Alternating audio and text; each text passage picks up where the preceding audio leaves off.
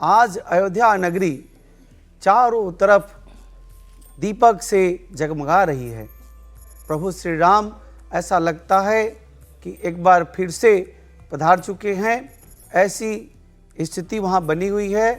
और जिस प्रकार जस राजा तस प्रजा, जैसे वहाँ के राजा हो, राजा साक्षात अगर संत सन्यासी हो और राजा अगर साक्षात देव स्वरूप और देव का विशेष रूप से आगमन पर हर्षित होने वाले हों।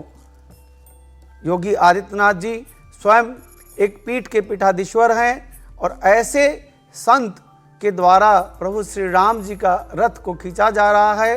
प्रभु श्री राम जो हर कण-कण में वास करते हैं, पूरे सृष्टि के हर कण-कण में वास है प्रभु श्री राम का। प्रभु श्री राम मर्यादा पुरुषोत्तम हैं, एक उत्तम भाई हैं, सबसे श्रेष्ठ भ्राता हैं, सबसे श्रेष्ठ राजा हैं, सबसे श्रेष्ठ प्रतापी धनुर्धर हैं, सबसे श्रेष्ठ पिता हैं, सबसे श्रेष्ठ शिष्य हैं और सबसे श्रेष्ठ पुत्र हैं, जो अपने पिता की आज्ञा से 14 वर्ष के लिए वनवास चले गए। एक महान शक्तिशाली श्रेष्ठ धनुर्धर हैं, जिन्होंने तीनों लोकों पर विजय प्राप्त करने वाला प्रतापी लंका अधिपति रावण का वध कर दिया। ऐसे प्रभु श्री राम के आगमन पर आज जिस प्रकार प्रतीकात्मक रूप से, चूंकि प्रभु श्री राम जी ने जिस तरह त्रेता युग में आए थे, ठीक आज ऐसा लग रहा है कि इस कली काल में, इस कलयुग में, साल 2024 में एक बार फिर से प्रभु श्री राम का आगमन हुआ है। ऐसी अनुभूति हो रही है। बिल्कुल वही अनुभूति हो रही है और वही खूबसूरत तस्वीरें इस वक्त अयोध्या से दिखाई दे रही है। हमारे तीनों मेहमान इस वक्त हमारे साथ स्टूडियो में हैं। मानवेंद्र रावत जी, आचार्य राज मिश्रा जी और आचार्य शैलेश तिवारी जी को तो आप सुन ही रहे थे। बहुत स्वागत है आप तीनों का।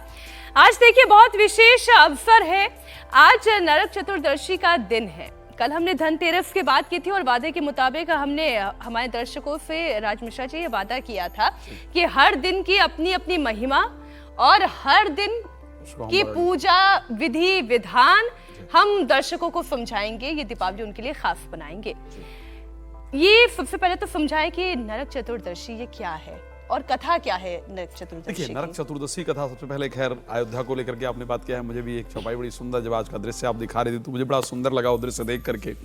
और गोस्वामी तुलसीदास जी ने श्री रामचरितमानस में कहा है कि अवधपुरी प्रभु आवत जानी और भई सकल शोभा के खानी और बाहें सुहावन त्रिविध समीरा भय सरजू अति निर्मल नीरा। अवधपुरी जब भगवान, मैं हमेशा मीनाक्षी जी जब बात होती है चर्चा, तो मैं कहता हूँ कि हम लोग शायद किसी देवता से कम नहीं हैं। हमारी बहुत सारी पीढ़ियां अयोध्या को इस दृश्य में देखने के लिए तरस गई और शायद इस दुनिया से सारी आज जहां भी हैं उनको देख करके प्रसन्नता हो रही होगी। लेकिन अगर हम सबको ये दृश्य देखने को प्राप्त हुआ है तो ये हमारे लिए परम सौभाग्य की बात है। अच्छा आचार्य राज मिश्रा जी, अभी मुझे जानकारी दी गई है ऑडियो में थोड़ी सी कुछ दिक्कत आ रही है, तो हम इसे थोड़ा ठीक करवाते हैं। और नरक चतुर्दशी की हम कथा की बात कर रहे हैं। मानवेंद्र रावत जी, ये नरक सुनते ऐसा लगता है कि बस अब यमलोक जाना होगा और नरक भोगना पड़ेगा उन लोगों को जिन्होंने जितने पाप किए हैं या पुण्य नहीं कमाया। तो पहले तो आप ये बताएं कि ये भ्रांति है या ये सच्चाई है, कथा क्या कहती है? देखिए, ऐसा बिल्कुल भी नहीं है और ये तो इस तरीके से कहा जाता है। नहीं तो आप देखिए, दिवाली का इतना बड़ा पर्व जिसको पूरा देश बड़ी धूमधाम के साथ मनाया जाता है, छोटी दिवाली को नरक चतुर्दशी के रूप में मनाया जाता है। भगवान श्री कृष्ण को विशेष रूप से आज के दिन याद किया जाता है कि उन्होंने 16,000 मतलब ये समझिए कि महिलाओं को एक तरीके से आज़ाद कराया था। तो इस दिन को अगर हम ये कहें कि नरक के तौर पे दूसरे रूप में ले जाएं तो कहना उचित नहीं रहेगा। मैं तो यही कहना चाहूँगा कि छोटी दिवाली और बड़ी दिवाली, और आज विशेष रूप से जैसे अभी आपने ग्राफिक्स में दिखाया जी, बात पूरी कर ले जी, जैसे अभी आपने ग्राफिक्स में दिखाया कि भगवान श्री राम जिस प्रकार से अयोध्या में उनका मंदिर स्थापित हुआ और उसके बाद से पहली दिवाली जो आज मनाई जा रही है अयोध्या के अंदर, वाकई ये ऐतिहासिक क्षण है। हम इस क्षण के साक्षी हैं और मुझे बड़ी आनंद की अनुभूति हो रही है कि आज 25 लाख दिए अयोध्या के अंदर प्रज्वलित किए जा रहे हैं। वाकई हम सब के लिए, आज की वर्तमान पीढ़ी के लिए, युवाओं के लिए, देश के लिए आज एक नया मैसेज आएगा पूरे विश्व के अंदर कि एकता में अनेकता है, हम सबको मिल के कार्य करना चाहिए और प्रभु श्री राम के पद चिन्हों पे आगे बढ़ना चाहिए। जी आचार्य जी क्या कह रहे थे? देखिए, नरकासुर नाम का एक राक्षस था जिन्होंने 16,000 जो है रानियों को जो है हरण कर लिया था, और उनके पति को जो है यह था कि जब नरकासुर ले गया है हर करके तो उसे हम कैसे वापस रखेंगे। तो उन सभी रानियों को भगवान श्री कृष्ण ने अपनाया, उन्हें अपना पत्नी का दर्जा दिया और सबको अलग अलग स्वरूप में भगवान श्री कृष्ण ने उन्हें दर्शन दे करके उनको धन्यभाग बनाया। इसलिए उस दिन भगवान श्री कृष्ण ने नरकासुर नाम के राक्षस जिन्होंने 16,000 रानियों का हरण किया था उनका वध किया था। इसलिए इस दिन नरक चतुर्दशी के दिन ही हुआ था ये घटना, इसलिए नरक चतुर्दशी कहा जाता है। और वैसे भी सतयुग में जब समुद्र मंथन हुआ था तो समुद्र मंथन के जो 13वां दिन था उस दिन विशेष रूप से धन्वंतरी भगवान समुद्र से निकले थे जी। और आज चतुर्दशी के दिन जो है वह विशेष रूप से कामधेनु गाय निकली थी और इसी प्रकार एरावत हाथी निकले थे। 15वें दिन यानी अमावस्या की तिथि के दिन महालक्ष्मी देवी का प्राकट उत्सव हुआ था।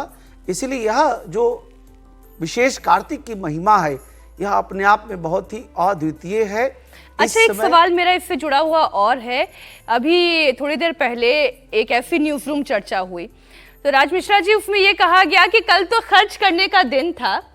हमारे एक सीनियर ने कहा कि कल तो खर्च करने का दिन था, आज कमाने का दिन है।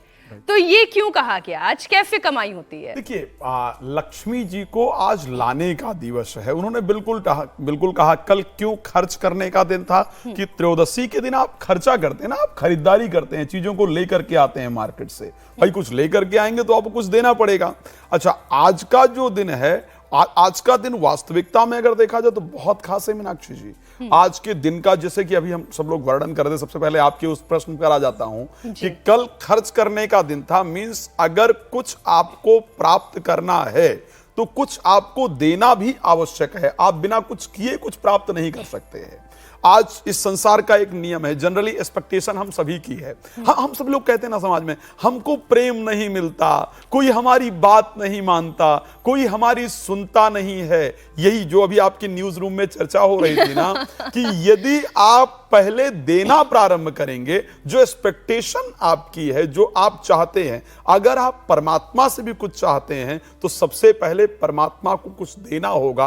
परमात्मा को देना, जैसे धन दे करके आपने कल सफाई की सामग्रियां खरीदी होगी, धन दे करके कल आपने पूजा पाठ इत्यादि की सामग्री खरीदी होगी, धन दे करके अपने शरीर को सजाने के लिए, सुंदरता के लिए चीजों खरीदी होगी। अब आज उससे भगवान की आराधना, कल आपने चीजें खरीदी, आज उन्हीं चीजों से भगवान की आप आराधना शुरू करेंगे। तो जब भगवान की आप आराधना करेंगे तो भगवान प्रसन्न होंगे तो आपको देना प्रारंभ करेंगे। तो जो न्यूज रूम में आपकी चर्चा थी वो बड़ी सुंदर थी कि भाई कल खर्चा किया है, आज उसका प्रयोग करके हम भगवान को आकर्षित करेंगे और भगवान आकर्षित करेंगे तो हमारे यहां वृद्धि होगी। एक और बड़ी वायरल हो रही है एक चीज, मैं थोड़ा सा मीनाक्षी जी उस पर चाहूंगा, मुझे बहुत कुछ सुनने को मिला इसलिए क्लियर कर दूं। सोशल मीडिया पर एक बहुत बड़ी चीज वायरल हो रही है और शायद ये नासमझ लोगों की एक देन है। आजकल सोशल मीडिया के कुछ प्लेटफॉर्म्स हैं जहां पर सिर्फ व्यूज इकट्ठा करने के लिए, व्यूज बढ़ाने के लिए ऐसे वर्ड यूज किए जाते हैं जो शायद बहुत गलत है। किसी ने वायरल किया है कि लक्ष्मी जी की आरती नहीं करनी चाहिए। आप लोग सर्च करके देखिएगा। नहीं, ये बिल्कुल आप ठीक कह रहे हैं। ये अभी मैंने परसों ही देखी कि आरती नहीं, मैंने कहा कि इतने सालों से तो हम आरती करते हुए आ रहे हैं। इतनी बड़ी मूर्खता है ये सोशल मीडिया पर कि आप व्यूज इकट्ठा करने के लिए आप कह रहे हैं कि जी बचपन से आप सुनते आ रहे होंगे आरती करनी चाहिए। और पूजा तीन, हम भी तो समापन आरती और उसके बाद जय जयकार करके, 3 प्रकार की पूजा का 3 नियम है। प्रथम पूजा, मध्यम पूजा और उत्तर पूजा।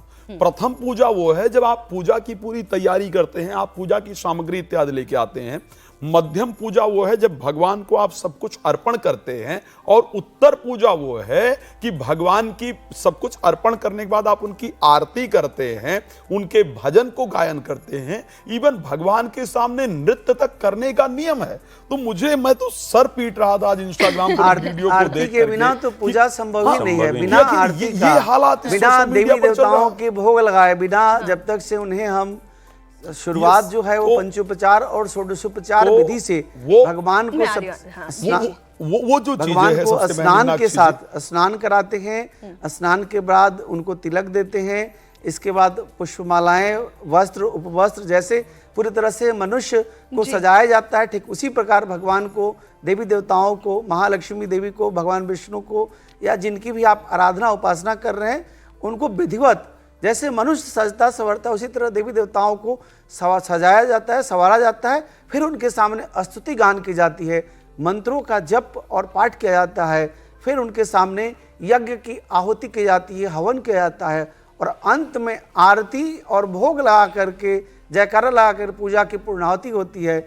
लेकिन आज के सोशल मीडिया में जैसा हमारे मेरे अनुज प्रिय भ्राता राज मिश्रा जी जैसे बोल रहे हैं कि आज सोशल मीडिया में नाम कमाने के लिए अलग अलग तरह से तो मैं एक लोग काम ले आए करती हैं। हूँ, निश्चित आज तौर पर आज दुखदाई है। मेरा पर्पस ये था कि सारी विधि विधान जान ले, तो वो तमाम लोग जो सोशल मीडिया देख के भ्रमित होते हैं कि ये करना चाहिए, ये नहीं करना चाहिए, ऐसा कर लिया तो गलत हो जाएगा, त्रुटि हो गई तो पाप चढ़ जाएगा। अब देखिए, कोई गलती से गलती कर दे तब तो कोई पाप नहीं होता है मीनाक्षी जी, एक बात गलती से भी गलती मीनाक्षी, भगवान राम ने श्री रामचरितमानस में, आज हम अयोध्या के साथ में चर्चा कर रहे थे, भगवान राम ने कहा कि करो सदा तिनकर रखवारी, जिन बालक राखे मातारी। आप लोग को बात बता दूं, विभीषण जी राम जी के पास पहुंचते हैं तो विभीषण जी ने पता है अपना परिचय कैसे दिया। अब हम जनरली भगवान के पास पहुंचते हैं और भगवान कैसे लोगों को स्वीकार करते हैं वो सोचना चाहिए।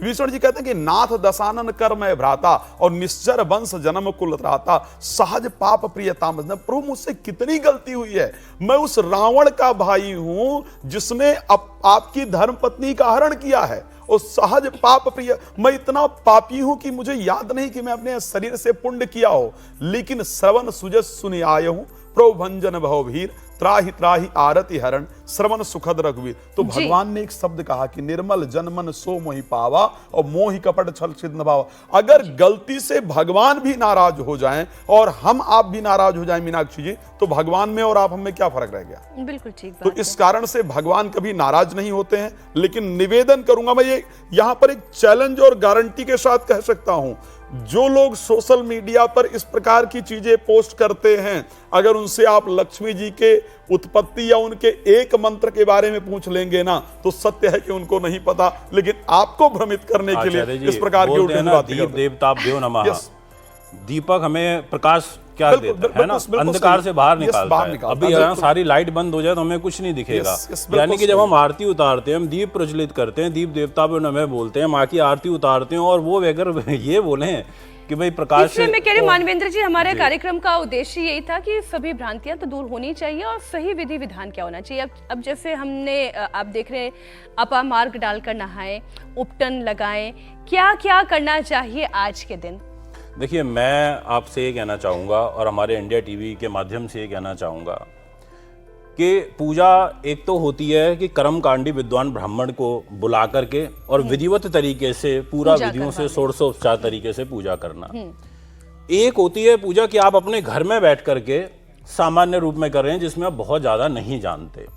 तो मैं ये समझता हूँ, और ज्यादातर वही लोग हैं, और ज्यादातर वही हैं, 90% 95% वही लोग हैं जो बहुत ज्यादा नहीं जानते। तो उनको मैं बहुत सरलतम तरीके से कहना चाहूँगा कि जब भी आप कोई पूजा कर रहे हैं, विधिवत तरीके से करना आपको चाहिए, और उसके लिए आपको सिंपल कर दो पूजा को, कोई भाव की भक्ति है जी। आप जिस स्थान पर बैठ रहे हैं वो स्थान आपका स्वच्छ होना चाहिए। आप चाहे कितनी ही रीति रिवाज पूरी कर लो, पर अगर आपका घर का नेगेटिव ऑरा है, आपका स्थान पवित्र नहीं है, तो उसका कोई महत्व नहीं रहता। इसलिए जब आचार्य ब्राह्मण जब आचमन कराते हैं जल से 3 बार, है ना, हम क्या कहते हैं, ओम अपवित्र पवित्र, यानी कि वो मंत्र को बोला जाता है। तो इसलिए सबसे पहले घर को स्वच्छ करिए गंगा जल से, फिर उस स्थान को स्वच्छ करिए जहाँ बैठ रहे हैं आप। वहाँ पर जो वेदी मंडल बना रहे हैं, उस वेदी मंडल को प्रॉपर तरीके से, विधिवत तरीके से, यानी कि वहाँ कोई पीला कपड़ा, लाल कपड़ा रखिए। उसके बाद आप उनको वहाँ सबको विराजिए, जो भी आप पूजन कर रहे हैं, लक्ष्मी जी का, गणेश जी का, उनको वहाँ विराजिए। कलश देवता को स्थापित करिए।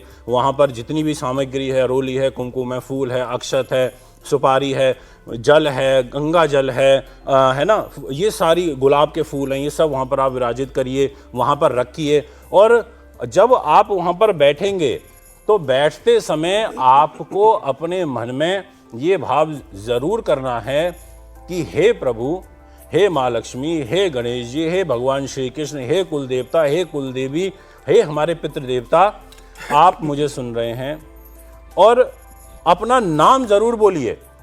देखिए, संकल्प की सबसे बड़ी वैल्यू होती है कि आखिर आप पूजा कर रहे हो तो उस पूजा में आप प्रभु के समकक्ष क्या रखना चाहते हो, उनके समकक्ष क्या अपनी बात रखना चाहते हो। ज़्यादातर लोग ये गलती कर देते हैं कि संकल्प में आप अपना नाम जरूर बोलिए, आप अपना गोत्र बोलिए, आप किस पते पर रहते हैं आप वो बोलिए, अपने माता पिता का नाम का स्मरण करिए और उसके बाद वो आपका एक तरीके से संकल्प माना जाएगा। संकल्प तो ऐसे बहुत लंबा होता है, पर जो मैंने बोला कि कॉमन मैन को पूजा करनी है तो उसको एक भाव बना के करना है। अब मैंने पूजा कर दी, मैंने सब कर दिया, हाथ जोड़ लिया, आरती कर ली, सब हो गया, पर ये वैसे है ना कि आप अगर चिट्ठी भी भेज रहे हैं जी। तो नाम तो अपना बताएंगे। बिल्कुल। चिट्ठी अब कहाँ जैसे से मैं आई शनि है? की पूजा कर रहा हूँ, मैं शनि के दान कर रहा हूँ, तो मैं शनि को ये बोलूंगा कि हे शनिदेव, ये जो मैं दान कर रहा हूँ इसको आप स्वीकार करिए। मेरा फलाना नाम है, फलाना गोत्र में, इस एड्रेस पर रहता हूँ और इसको स्वीकार करिए। और लास्ट में आपने देखा होगा, दोनों बहुत विद्वान आचार्य बैठे हैं, जब भी कोई पूजा करी जाती है तो लास्ट में क्षमा जरूर मांगी जाती है। जी।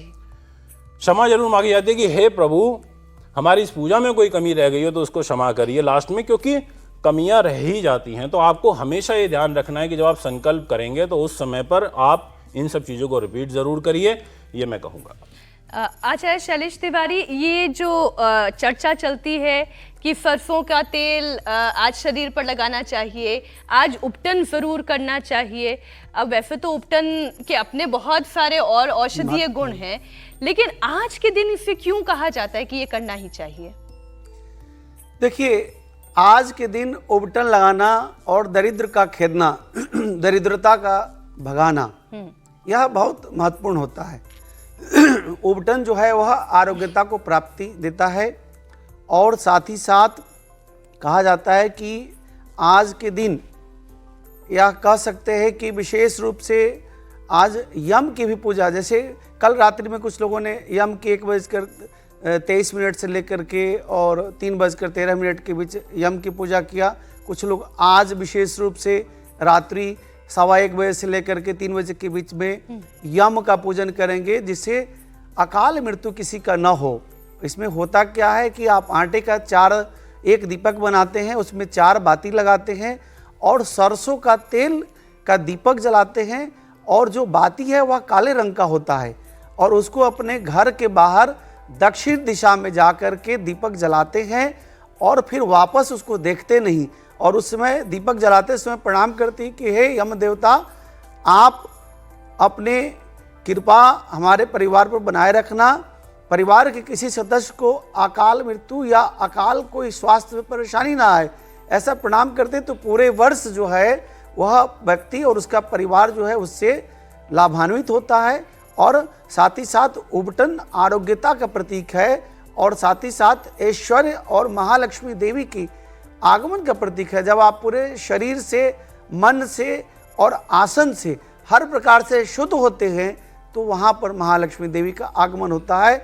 जहाँ पर गंदगी होती है वहाँ दरिद्रता का आगमन होता है और ऐसा मान्यता भी है, पहले दिन भी और दूसरे दिन भी, यानी कि धनतेरस, धनत्रयोदशी के दिन भी और छोटी दीपावली के दिन भी, ये दोनों दिन विशेष रूप से झाड़ू खरीदने की विशेष महत्ता है।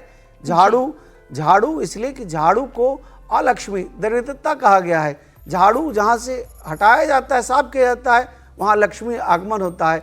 तो इस 2 दिन झाड़ू खरीदने का भी विशेष महत्व है। नमक का विशेष रूप से खरीदना का भी महत्व है। नमक से आप 1 किलो नमक घर पर खाने के लिए लाएं, 1 किलो नमक पोछा लगाने के लिए लाएं, तो यह दोनों चीज़ का विशेष महत्ता है। उपटन का अच्छा, नमक का पोछा लगाने से क्या नमक होता के है? पोछा लगाने से नेगेटिविटी समाप्त होती है। अच्छा। आपके घर में महालक्ष्मी देवी का आगमन होता है, यश की वृद्धि होती है, ऐश्वर्य की वृद्धि होती है, इसलिए नमक का पोछा लगाना चाहिए, फिटकीरी का पोछा लगाना चाहिए।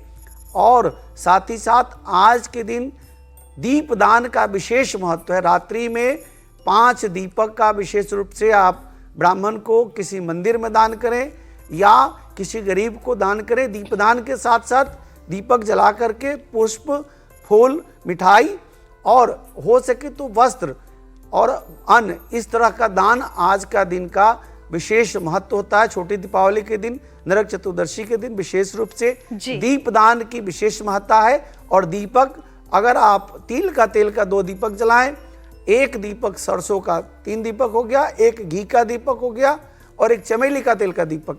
चमेली का तेल का दीपक, और मान लीजिए किसी ने घी के ही दीपक जला दिए, सिर्फ सारे घी का दीपक जलाएं, अच्छी बात है। ऐश्वर्य महालक्ष्मी देवी का आगमन होता है, घी शुद्ध होना चाहिए। छोटी दीपावली बहुत सारे शुभ योग वाली, और ये योग आपके लिए शुभ कैसे हो सकता है? क्योंकि घटनाएं तो बहुत सारी घट रही होती है, जरूरी नहीं कि हर घटना आपके लिए भी उतनी ही उत्तमकारी हो जितनी कि आपके पड़ोसी के लिए हो। मजाक में मत लीजिएगा, ये सीरियसली लीजिएगा, इसलिए कि आप अपने लिए ये दिवाली सबसे ज्यादा शुभकारी बना सकते हैं, लाभकारी बना सकते हैं। आप भी खुश रह सकते हैं, अपने परिवारों को भी, अपने परिवारजनों को खुश कर सकते हैं। तस्वीरें आप देख ही रहे हैं, उत्तर प्रदेश के मुख्यमंत्री योगी आदित्यनाथ प्रभु श्री राम का तिलक करते हुए, और पूरा जो इस वक्त परिवार है, राम का परिवार, वो दरबार इस वक्त आपके सामने है। अब एक प्रश्न आचार्य राज मिश्रा जी, अभी क्योंकि ब्रेक के समय ये चर्चा चल पड़ी थी कि ये जो समय होता है महालक्ष्मी की पूजा का, आज नरक चतुर्दशी की पूजा है और कल माँ लक्ष्मी की पूजा है, तो उस पूजा का विधि विधान क्या होना चाहिए और उस पूजा के विधि विधान के दौरान किन चीजों से बचने की आवश्यकता है? देखिए, करने के लिए तो बहुत कुछ है, लेकिन बचना किन चीजों से है वो समझें। देखिए, सबसे पहले क्योंकि भगवान राम का आगमन हुआ आज के दिन, और सबसे महत्वपूर्ण जो बचने की आवश्यकता है, आपको अपने मन को सबसे पहले निर्मल करने की आवश्यकता होती है। इन सारी पूजा में से आज की अगर पूजा की बात की जाए, आप बार बार स्क्रीन पर दिखा भी रहे हैं कि आज के पूजन के दिन, मैंने जब भी हम 3 दिन से चर्चा करते तो मैंने 3 दिन से एक बात बड़ा स्पष्ट कहा था कि यानी धनत्रयोदशी का जो दिवस है उसमें घर के शुद्धि का नियम है, और जो नरक चतुर्दशी का दिन है, ये दिन बहुत इंपॉर्टेंट है। मैं बार बार इस शब्द को कह रहा हूं, और इंपॉर्टेंट क्यों है? जो वो 16,100 कन्याओं की बात हो रही है, वो कन्या कोई और नहीं है, कर्म कांड के जो 16,100 मंत्र है, वही वास्तविकता में वो कन्या बनकर के, राजाओं की कन्या बनकर के आती हैं, जिसको नरकासुर नाम का दैत्य जो है वो बंदी बनाता है, और उसका एक संकल्प होता है कि जब 20,000 की संख्या में हो जाएंगी तो मैं इनके साथ विवाह करूंगा। और भगवान कृष्ण पहुंचते हैं और रुक्मिणी के साथ मिलकर के उसका वध करते हैं। उसके बाद उन कन्याओं को मुक्त कराते हैं। समाज स्वीकार करने को तैयार नहीं होता है, तो स्पष्ट सी बात है कि जिसको समाज स्वीकार नहीं करता है, हम कहते हैं ना कि अगर जिसका कोई नहीं होता है उसका परमात्मा होता है। जब हम सभी तरफ से हार जाते हैं तो हम भगवान के समक्ष पहुंचते हैं। तो उन 16,108 कन्याओं को भगवान ने, वेद मंत्रों को वास्तविकता में भगवान ने आज स्वीकार किया। तो जो आज का दिन वास्तविकता में है वो परमात्मा की स्वीकारिता का दिन है। आज के दिन श्रद्धा पूर्वक अपने आत्म को पवित्र करने के लिए 3 दिन का क्या रहा? पहले दिन हमने घर को पवित्र किया। आज अपने शरीर को, उबटन लगाने से आपका शरीर शुद्ध होता है, आपका शरीर पवित्र होता है। अपामार्गा डालकर स्नान करने से आपका शरीर शुद्ध होता है, आपका शरीर पवित्र होता है। उसके बाद आज अपने शरीर को आप पवित्र करेंगे, ध्यान करके, स्मरण करके अपने मन को परमात्मा के साथ कनेक्ट करेंगे। तब दीपावली के दिन जो सुप्रीम पावर भगवान हैं, उनका आपके हृदय में और आपके घर में आगमन होगा। मेरे दृष्टि से वो शायद लक्ष्मी के भी चूंकि 8 रूप है। मैं पहले एक बार ये तस्वीरें बता दूं। मुख्यमंत्री योगी आदित्यनाथ, उप मुख्यमंत्री ब्रिजेश और गजेंद्र सिंह शेखावत, वो भी मंच पर दिखाई दे रहे हैं, केंद्रीय मंत्री हैं। और अब से थोड़ी ही देर में मुख्यमंत्री योगी आदित्यनाथ का संबोधन भी शुरू होगा। मैं फिर से पूजा के विधि विधान पर आती हूँ कि जब हम पूजा की थाली सजाते हैं, जी मैं आ रही हूँ आपके पास से, लेकिन पहले ये प्रश्न पूरा हो जाए कि जो हम पूजा की थाली बनाते हैं, उस पूजा की थाली में कल के दिन क्या क्या होना आवश्यक है? सबसे, जैसा कि मैं कल के कार्यक्रम में भी हम लोग बात कर रहे थे कि श्री रामचरितमानस में भगवान आए तो गोस्वामी तुलसीदास जी को एक चौपाई लिखना पड़ा कि आखिर उस दिन पूजा की थाली में लोगों ने क्या सजाया था, और वही अगर सज जाए तो भगवान उसको स्वीकार कर लेते हैं। क्या था? बहुत सुंदर, दधि दुर्बा रोचन फल फूला। सबसे पहले आप जो पूजा की थाली तैयार